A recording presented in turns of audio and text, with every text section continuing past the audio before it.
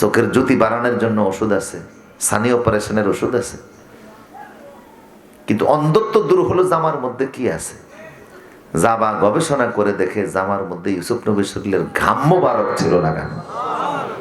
কি ছিল? এই ঘামযুক্ত জামা। আজকের মেডিকেল সায়েন্স জার্মানির লোকেরা এই জন্য চোখের যে ড্রপ আবিষ্কার করেছে, আই ড্রপ, সবচাইতে সেরা আই ড্রপ হলো মানুষের ঘামের মাধ্যমে তৈরি করা চোখের ওষুধ। কোরআন থেকে তারা বের করেছে মানুষের শরীরের ঘাম নিয়ে যে ওষুধ বানাইছে এটা হলো আই ড্রপ, চোখের জন্য সবচেয়ে সেরা ওষুধ। নবীর শরীরের ঘামের তো মূল্য আলাদা। ওই ঘাম যুক্ত জামা যখন অন্ধ মানুষের চোখের সামনে ধরছে, সঙ্গে সঙ্গে অন্ধত্ব দূর হয়ে গেছে।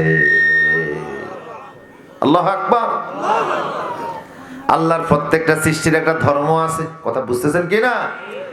বাতাসের ধর্ম আছে, আগুনের ধর্ম আছে, মাটির ধর্ম আছে। এই জমিনের লোকগুলিনের ভিতরে সে বেনমাজি লোক প্রবেশ করছে, এই জন্য পুরো গ্রামটাকে আল্লাহ জ্বালিয়ে ছাইবর্ষ করে। আমার প্রিয় সুদীপ, তাইলে বেনমাজি আল্লাহর পছন্দের লোক না অপছন্দের লোক? এখন বাংলাদেশে দেখা যায় শতকরা মাত্র 2 জন লোক নিয়মিত নামাজ পড়ে, 98% নিয়মিত পড়ে না। এমন মুসলমানও নামাজি আছে যারা ঈদের সময়ও মসজিদে ঈদগাহে যায় না। আমার প্রিয় সুদীপ, এই জন্য পৃথিবীর মধ্যে এখন 800 কোটি মানুষের মধ্যে 600 কোটি হলো নাফরমান, আল্লাহ বিশ্বাস করে না। পৃথিবীর এমন কয়েকটা দেশ আছে যেই দেশে 70% মানুষ নাস্তিক। সবচেয়ে বেশি নাস্তিক হলো জাপানে, জার্মানে। স্রষ্টা বলতে তারা বোঝে না, আল্লাহ তারা বিশ্বাস করে না। এরকম মানুষ 800 কোটি মানুষ তো কালেমা চিনে না, বাকি 200 কোটি মানুষ মুসলমান যারা কালেমা চিনে এরাও কালেমার হাকিকত জানে না। কালেমা কি জিনিস বুঝেই না, কোরআন কি জিনিস বুঝেই না। সূরা ফাতিহার অর্থ বুঝবো দূরের কথা, এটার শুদ্ধভাবে উচ্চারণ করতেও জানে না। কথা বলেন না? এমন মুসলমানের সংখ্যা এখন কম না বেশি? কি বুঝে ইসলামের? কিছুই জানে না, কিছুই বুঝে না। বেহেশতের আশা করে বুঝে আছে, বসে আছে। মুসলমান মনে রাখবেন, হিন্দু ধর্মে কয়েকদিন মন্দিরে গেলেই হিন্দু হওয়া যায়। খ্রিস্টান সমাজে রবিবার কয়েকদিন গির্জায় গেলেই খ্রিস্টান হওয়া যায়। বৌদ্ধ সমাজে গৌতম বুদ্ধের কয়েকদিন চর্চা করলে বৌদ্ধ হওয়া যায়। কিন্তু 2-4 দিন মসজিদে গেলেই মুসলমান হয় না। কথা বুঝতেছেন কি না? কোরআন ও সুন্নাহর হক আদায় করা লাগে। কি শিখেছি আমরা? পৃথিবীকে এই জন্য আল্লাহ ধ্বংস করে দিবেন, মালহামা শুরু হবে সামনে। কথাটা আমি আনতেছি, তারা বুঝতেছেন কথাগুলি? অপ্রিয় হলো সত্য। এই মানুষ দিয়ে আল্লাহর কি আসবে যাবে? আল্লাহ তাসবিহ জফার জন্য আল্লাহর মাখলুকের অভাব নাই, সৃষ্টির অভাব নাই, ফেরেশতার অভাব নাই, পশু পাখির অভাব নাই। যারা 24 ঘন্টা একমাত্র জিকির করে কার?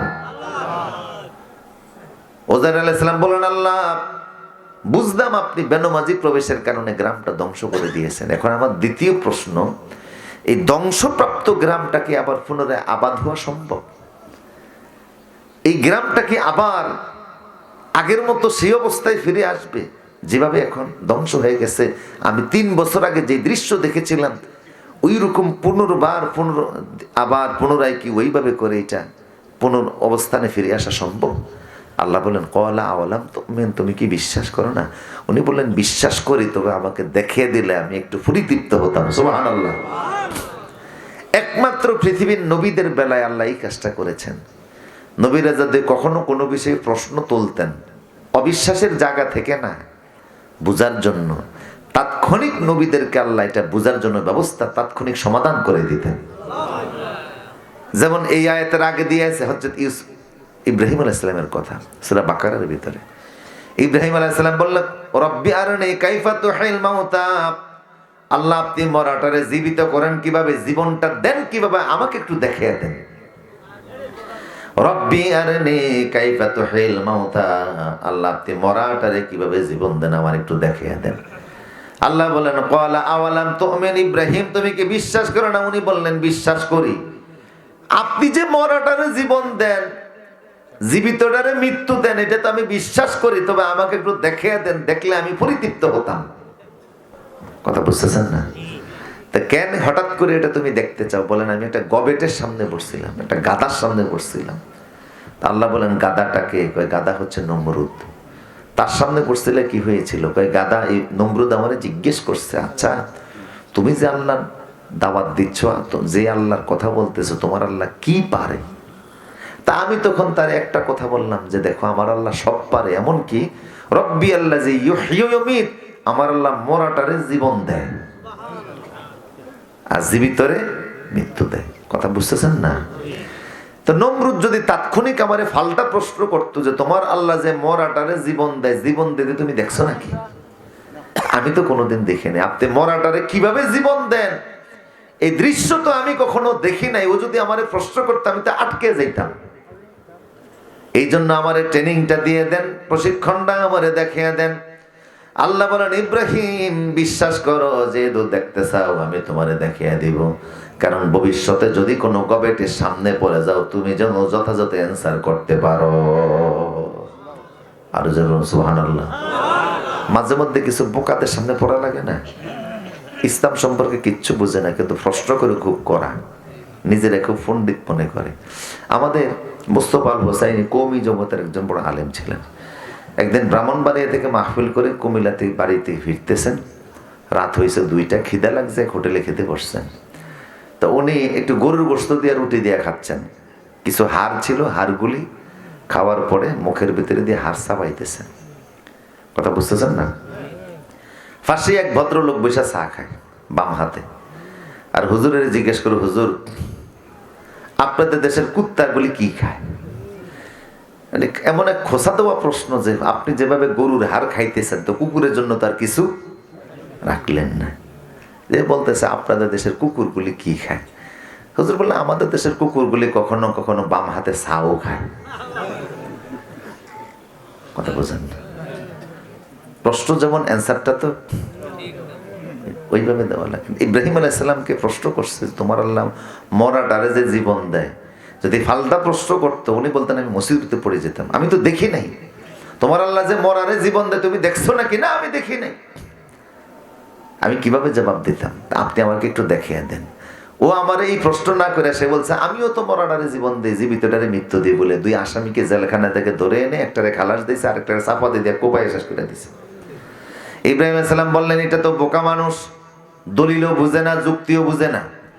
ইব্রাহিম আলাইহিস সালাম বললেন আমার আল্লাহ পূর্ব দিক থেকে সূর্য উঠায়, তুমি পারলে খোদা হলে পশ্চিম দিক থেকে উঠিয়ে দেখাও। পাবহিতাল্লাহ যে কাফের আমার এই প্রশ্নের জবাব দিতে সক্ষম। কিন্তু আল্লাহ আমারে দেখিয়ে দেন মরার কিভাবে জীবন দেন। আল্লাহ বলেন ইব্রাহিম মরা কিভাবে জীবিত হয় তোমারে দেখিয়ে দিচ্ছি। তুমি এক কাজ করো, 4টা পাখি নাও, ফাকুজ আরবাতাম মিনাত তৈরি, কোরআন বলছে 4টা পাখি নাও। তুমি কবুতর নাও, বাজ পাখি নাও, সিল পাখি নাও, কাক নাও। এরপরে জবাই করো, মাথাগুলি তোমার হাতে রাখো। এরপরে 4টা পাখির মাংসকে তুমি কেটে কেটে আলাদা রাখো। 4টা পাখি মাছ যখন জবাই হয়ে যাবে, গোশতগুলি যখন আলাদা করা হয়ে যাবে, তখন সবগুলি মাংসকে আবার মিক্সার করো। কবুতরের মাংস, কাকের মাংস এক জায়গায় মিক্সার করে ফেলো, একটার সাথে আরেকটা মিশিয়ে ফেলো। সুম্মা জাআলা আলা জাবালিন, এরপরে পাহাড়ের মধ্যে রাখো। তারপরে তুমি নাম ধরে ডাক দাও, নিজ চোখেই দেখবা মরা কিভাবে জীবন লাভ করে। বুঝতেছেন কথা? ইব্রাহিম আলাইহিস সালাম আল্লাহর কথা অনুযায়ী তাই করলেন। সূরা বাকারা। পাহাড়ের মধ্যে রাখলেন, এরপরে কবুতর বলে যখন ডাক দিলেন, দেখা গেল যে কবুতরের মাংসগুলি শুধু অন্য পাখির মাংস থেকে আলাদা হইয়া শুধু কবুতরের মাংসগুলি আসতেছে। ওনার হাত থেকে অটো কবুতরের মাথাটা চলে গেছে, কর্তৃত মাথার অংশটা চলে গেছে, একটার সাথে মাংসের সাথে মাথাটা লেগে গেছে, হাড় হাড্ডি চামড়া পশম জোড়া লেগে বাকবাকুম করে আকাশে উড়া শুরু হয়ে গেছে। তুমি দেখেছো আমি ডাক দেওয়ার সঙ্গে সঙ্গে মরা জিন্দা হয়ে গেছে। আমার হাত থেকে পালিয়ে যাওয়ার কোনো সুযোগ। ভারতের প্রধানমন্ত্রী ছিল একসময় ইন্দিরা গান্ধী, নাম শুনছেন আপনারা? ইন্দিরা গান্ধীর আতাতাই গুলি করে মারছে। মহিলা যখন মারা গেছে তারে 32 মণ চন্দন কাঠ দিয়ে পোড়াইছে। চন্দন কাঠ কেন দিয়েছে? উনি দামি হিন্দু তো, নর্মাল ক্যারেক্টার মানে লাকড়ি দেয় নাই। চন্দন কাঠের দাম বেশি, 1 মণ চন্দন কাঠের দাম প্রায় 2 লাখ টাকা। এটাতে আতপ তৈরি হয়। চন্দন কাঠ দিয়ে পড়াইছে 32 মণ, 26 মণ ঘি ডালছে। পুরাণের পরে 33টা ড্যাগের ভিতরে ইন্দিরা গান্ধী ছাইগুলেনকে সাজিয়ে রাখছে ভারতের সেনাবাহিনী। 3 দিন পর্যন্ত ইন্দিরা গান্ধীর ভারতের সেনারা পাহারা দিয়েছে। 3 দিন পরে ইন্দিরা গান্ধী ছাইগুলিকে গঙ্গার পানিতে ছেড়ে দিয়েছে। গঙ্গার পানি থেকে এই ছাইগুলি বাঁচতে বাঁচতে যমুনায় আসছে, যমুনা থেকে বাঁচতে বাঁচতে পদ্মায় গেছে, পদ্মা থেকে এই ছাইগুলি মেঘনা গেছে, মেঘনা থেকে ছাইগুলি বঙ্গোপসাগরে চলে গেছে, বঙ্গোপসাগর থেকে ছাইগুলি ভারত সাগরে গেছে, ভারত সাগর থেকে আরব সাগর, সেখান থেকে প্রশান্ত মহাসাগর। বলুন তো ইন্দিরা গান্ধীর আল্লাহ তালাশ করে পাবেনি? কয় না, পাবে পাবে। পড়ান আমার সাথে, মিনহা পড়েন, মিনহা খলাকনাকুম ওয়া ফিহা নুঈদুকুম ওয়া মিনহা নুখরিজুকুম তাওরাতান উখরা। আল্লাহ যখন ইন্দিরা গান্ধী বলে ডাক দিবে, পানির যেখানে তার ছাইগুলি থাকুক না কেন, মাটির নিচে থাকুক না কেন, বাঘের পেটে থাকুক না কেন, মাছের পেটে থাকুক না কেন, আল্লাহ ডাক দেওয়ার সঙ্গে সঙ্গে ইব্রাহিম নবী যখন নাম ধরে ডাক দিছে, জিন্দা হয়ে ওনার কাছে আইসা উড়া শুরু হয়ে গেছে। আল্লাহ ডাক দিল, এইরকম করে জিন্দা হয়ে আল্লাহর সামনে দাঁড়ানো লাগবেই লাগবে। আমার প্রিয় সুদীপ, পৃথিবীবাসীকে আল্লাহ আরো দেখাইলেন। বুঝেননি কথাগুলি আপনারা? শেষ করে দিব আর কয়েক মিনিট। পৃথিবীবাসীকে আল্লাহ আরো দেখাইলেন, পৃথিবীতে আল্লাহ একজন নবী পাঠাইলেন, যেই নবী শুধু মরা মানুষের দৃশ্য, জিন্দা হওয়ার দৃশ্য আল্লাহ দেখান নাই, নবীর আল্লাহ এমন পাওয়ার দিলেন, সরাসরি বীজ দিলে বললে মরাটা জিন্দা হয়ে যেত। এমন ক্ষমতা আল্লাহ দিয়েছেন ঈসা আলাইহিস সালামকে। তিনি জীবনে 4টা মরা মানুষের জিন্দা করেছিলেন। ও উহিয়াল মাউতা বিইজনিল্লাহ, কোরআন বলে মৃত মানুষের পাশে দাঁড়িয়ে বিইজনিল্লাহ বললে দাঁড়িয়ে যাইতো। আল্লাহু আকবার। ও উবরিহুল আকমাহ ওয়াল আবরাস, জন্মানদের চোখের মধ্যে হাত দিলে তার চোখ ভালো হয়ে যেত। কুষ্ঠ রোগের শরীরে হাত স্পর্শ করলে সে সুস্থ হয়ে যেত। চিকিৎসা বিজ্ঞানের চরম ব্যবস্থাপনা আল্লাহ ওনার হাতে দান করে দিয়েছিলেন।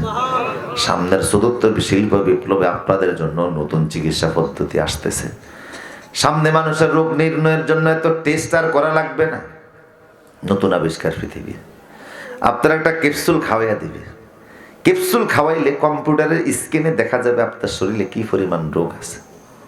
কোনো আর ওই পেশাব টেস্ট নামের সাথে মিলিয়েই আল্লাহ ডাক দিবেন। কথা বুঝতেছেন কিনা? খালিদ বিন ওয়ালিদ, খালিদ রাদিয়াল্লাহু তাআলা, সাইফুল্লাহ যাকে বলা হয়, রাসূল বলছেন যে খালিদ হচ্ছে সাইফুল্লাহ, আল্লাহ তলোয়ার। জীবনে কোনোদিন কোনো যুদ্ধে তিনি পরাজিত হন নাই। প্রতিটা জেহাদের মাঠে তিনি বিজয়ের মুকুট পরেছেন। শরীরে কম বেশি যুদ্ধের মাঠে যেহেতু গিয়েছেন, শত্রুর পক্ষে তলোয়ারের আঘাত লেগেছে, কিন্তু কোন শত্রুর হাতে তিনি শহীদ হন নাই। এই কারণে যদি হযরত খালিদ কাফেরের তলোয়াতে মারা যাইতেন, বিশ্বের কাফেররা বলতো আল্লাহর তলোয়ার ভেঙে গেছে। আপনারা বুঝতেছেন নি আমার কথাগুলি? আমরা পেশায় শিক্ষক, তো আমাদের আলোচনা ভাবেন ব্যতিক্রম, অন্য কথার সাথে মিলবে না। বলা হতো যে খালিদের আল্লাহর তলোয়ার, তো তলোয়ারটা ভেঙে গেছে যেহেতু খালিদ মারা গেছে। আল্লাহর তলোয়ারকে সমুন্নত রাখতে গিয়ে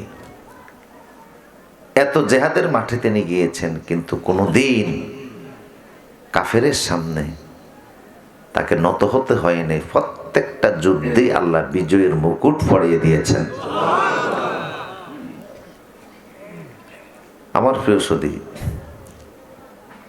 অথচ খালিদ বিন ওয়ালিদ, তার বাবার নাম ছিল ওয়ালিদ, যার বিরুদ্ধে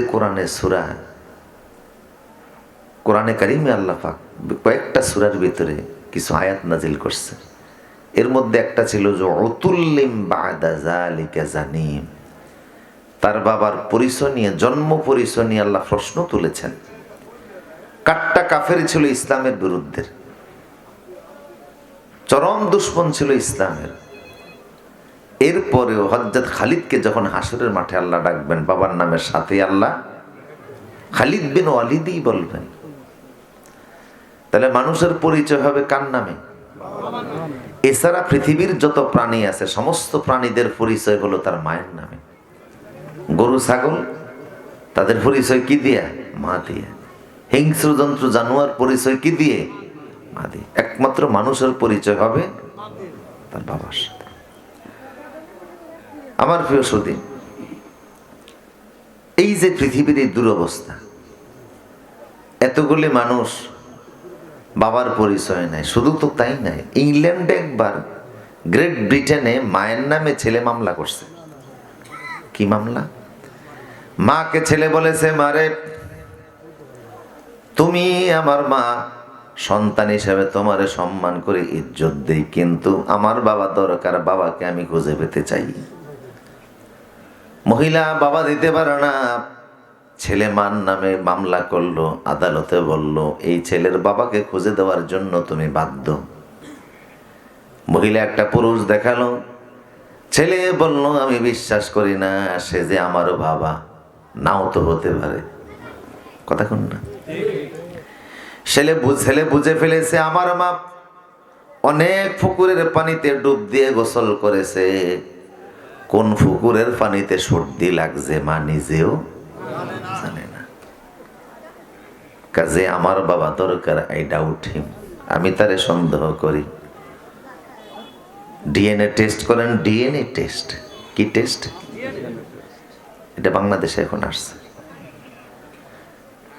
ডিএনএ টেস্টের মাধ্যমে প্রমাণ হোক। ডিএনএ টেস্ট যখন করানো হলো তখন প্রমাণ হয়ে গেল এই ছেলের সাথে, এই লোকটার সাথে, এই পুরুষ লোকটার সাথে বাপ ছেলের কোনো সম্পর্ক নাই। প্রমাণ হয়ে গেছে। আমার প্রিয় সুদীপ, প্রমাণ যখন হয়েই গেল,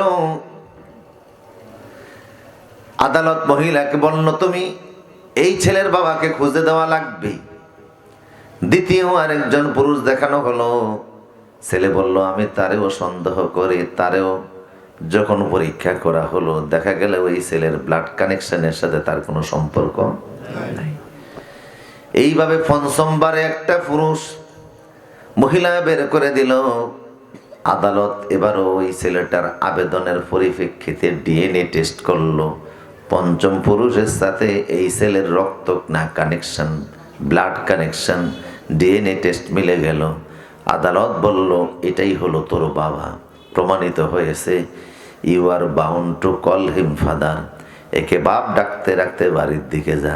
ছেলে বলল মাননীয় আদালত, যেই দেশে মান নামে মামলা করে বাবারে তুলা রাশি দিয়ে খুঁজা বের করা লাগে, ডিএনএ টেস্টের মাধ্যমে বাবারে খুঁজে নেওয়া লাগে, ওই দেশে বাবারে বাবা বলে ডাকতে আমি রাজি না।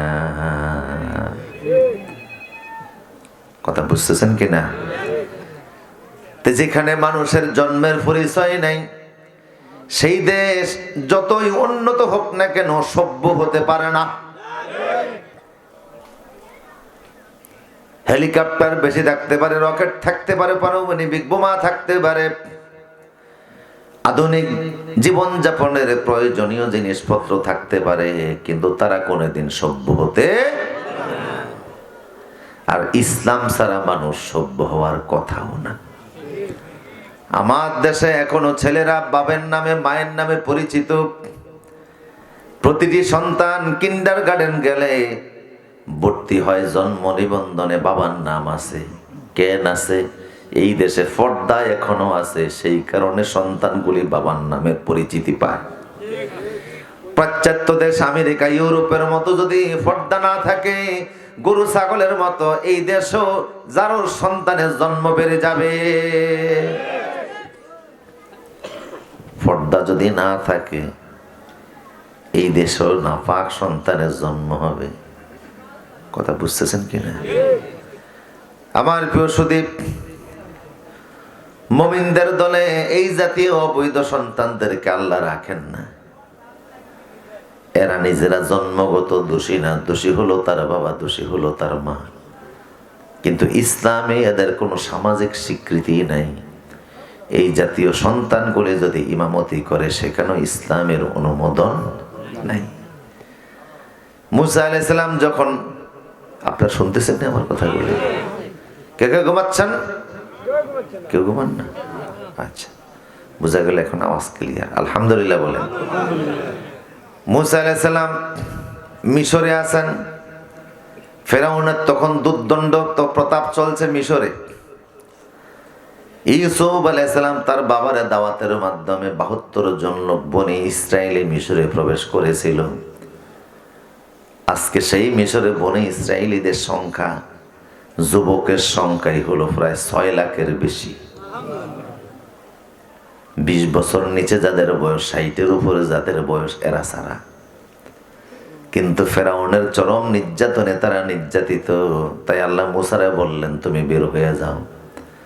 মুসা আলাইহিস সালাম বললেন, আল্লাহ এতগুলি মানুষ নিয়ে আমি বের হয়ে যাব, তো ফেরাউন বাহিনী যদি টের পায় আমার উপর হামলা করবে। আল্লাহ বললেন, না, আমি আল্লাহ ওদেরকে ব্যস্ত রাখার ব্যবস্থা করতেছি, তোমরা যখন বের হবার টের পাবে না। ইতিমধ্যে কিপ্তিদের অবৈধ সম্পর্কের মাধ্যমে বনি ইসরায়েলি যে সকল নারীরা সন্তান জন্ম দিছে, এই সানবাস্টার অবৈধ সন্তানগুলিকে কিপ্তিদের কাছে, ফেরাউন বাহিনীর কাছে পাঠিয়ে দাও। বাবা যেহেতু অরিজিনাল, তারা এরা অবৈধ সন্তান পেটে নিছে, বাচ্চাগুলি ওদের কাছে পাঠিয়ে দাও। যত সন্তান জন্ম নিয়েছে সব পাঠাই দেওয়া হলো। এক রাইতে সবগুলি অবৈধ যার সন্তানকে আল্লাহ মৃত্যু দিয়ে দিছেন। এখন প্রত্যেক মহল্লায় মহল্লায় লাশ, বুঝেন না কথা, ঘরে ঘরে লাশ পড়ে রয়েছে, একসাথে আল্লাহ মরণ দিছেন। এই সবাই লাশ দাফনে ব্যস্ত। এই রাতের মধ্যে মুসা নবী তার বাহিনী নিয়ে এলাকা ছেড়ে চলে গেছে। আল্লাহ বুঝাইলেন এরা মুমিনদের দলে থাকার উপযুক্ত না, যারা গেছে এরা মুমিন। আল্লাহু আকবার বলেন। তাইলে এটা পৃথিবীর একটা সমস্যা। তবে আমাদের সমাজে আমাদের ছেলে পোলাপান যদিও বৈধ সন্তান, পর্দার কারণে আমাদের দেশে ইউরোপের মতো যদিও অবৈধ সন্তান নাই, কিন্তু কিছু সন্তান এমন আছে একেবারে যে নাই তা বলা যায় না। কারণ তসলিমা নাসরিনের মতো চরিত্রের অধিকারী যে সকল মহিলারা, ওদের সন্তানকে তো আর বৈধ বলা যায় না। যারা এক পুরুষে বিশ্বাসী না, কথা কোন না, যারা একাধিক স্বামী নেওয়ার জন্য রীতিমতো আন্দোলন করে,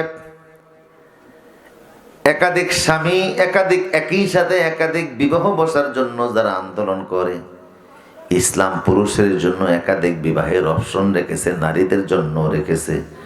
নারীর স্বামী যদি মারা যায় তাইলে ভিন্ন স্বামী সে গ্রহণ করতে, এই অধিকার ইসলাম দিয়েছে। অথচ হিন্দু ধর্মে এক সময় বিধান ছিল, স্বামী যদি মারা যাইত স্ত্রীকে স্বামীর সঙ্গে সতীতা প্রথা আগুন দিয়ে পুড়িয়ে মারা। রাজা রামমোহন রায়, ঈশ্বরচন্দ্র বিদ্যাসাগর তীব্র আন্দোলন করে 1800 শতকের দিকে এই অন্যায় বন্ধ করছে। কথা বলেন ঠিক কিনা? ইসলাম বলেছে স্বামী যদি মারা যায় একটা নির্দিষ্ট সময়ের পরে মহিলা চাইলে আবার বিবাহ বসতে পারবে, অথবা যদি স্বামী তারে তালাক দিয়ে দেয় তাহলে নতুন করে বিয়ে বসতে পারবে।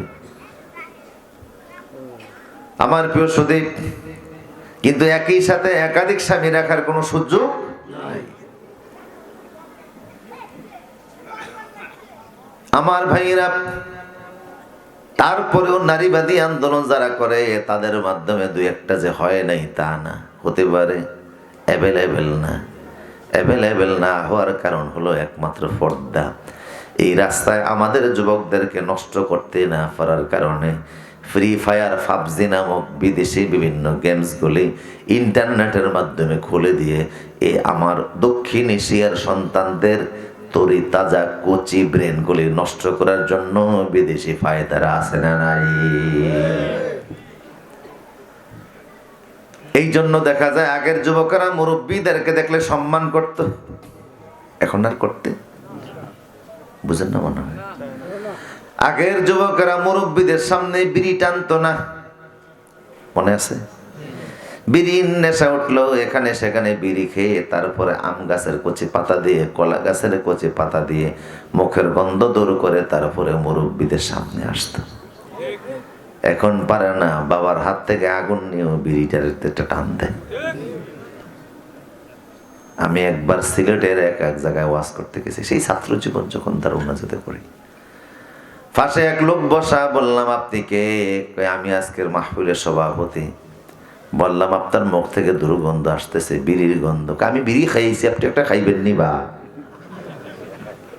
নিজে খাইছে, আমারও অফার দিতেছে। হায় হায়, আগের যুব সমাজ মুরব্বীদের সামনে বিড়ি টানতো না। আগের ছাত্ররা শিক্ষক দেখলে সাইকেল থেকে নেমে যাইতো, কথা কন না? আর এখন